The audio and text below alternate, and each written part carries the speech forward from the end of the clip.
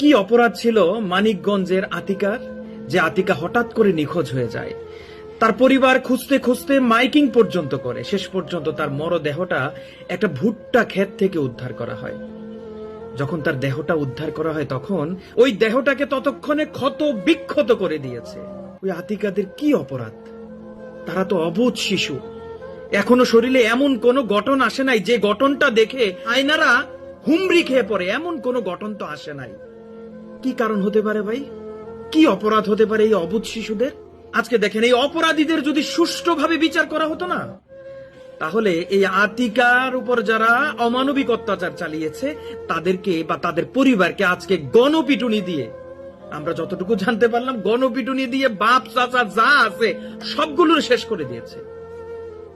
কারণ তারা জানে, এই যে আতিকার পরিবার বলেন, এলাকাবাসী বলেন, তারা জানে যে তাদেরকে যদি আজকে আমরা আইন নিজের হাতে তুলে না নেই, কালকে এই ধর্ষণকারীরা জামিনে বের হয়ে যাবে। তাদের জন্য আইনের অনেক ফাঁকফোকর আছে, এই ফাঁকফোকর দিয়ে তারা বের হয়ে যাবে। উকিল সাহেবরা আছেন, তারা এই ধর্ষণকারীর পক্ষে লড়বেন এবং তাদেরকে যে কোনো উপায় হোক জামিন করে দিবেন। এভাবে কতদিন? আমি মাননীয় সরকারের কাছে অনুরোধ জানাই, আপনারা এমন একটা আইন করেন, ধর্ষণকারীর বিচার 1 সপ্তাহের মধ্যে হবে। এমন কোন তদন্ত কমিটি গড়ব না যে তদন্ত কমিটি বছরের পর বছর লাগিয়ে দিবে এই ঘটনার তদন্ত করতে করতে।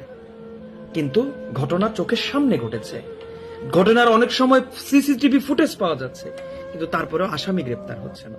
গ্রেপ্তার হলেও তাদের বিচার হচ্ছে না। আজকে তাদেরকে যদি আপনারা এভাবে ছেড়ে দেন, তাদের পক্ষে যদি উকিলরা দাঁড়িয়ে যান, তারা যদি সুযোগ পায়, তারা আপনার সন্তানকেও এইভাবে অমানবিক অত্যাচার করতে এক ফোঁটা দ্বিধাবোধ করবে না। তাহলে আপনারা কেন এই হায়নাদেরকে, তাদেরকে কেন সুযোগ করে দিবেন?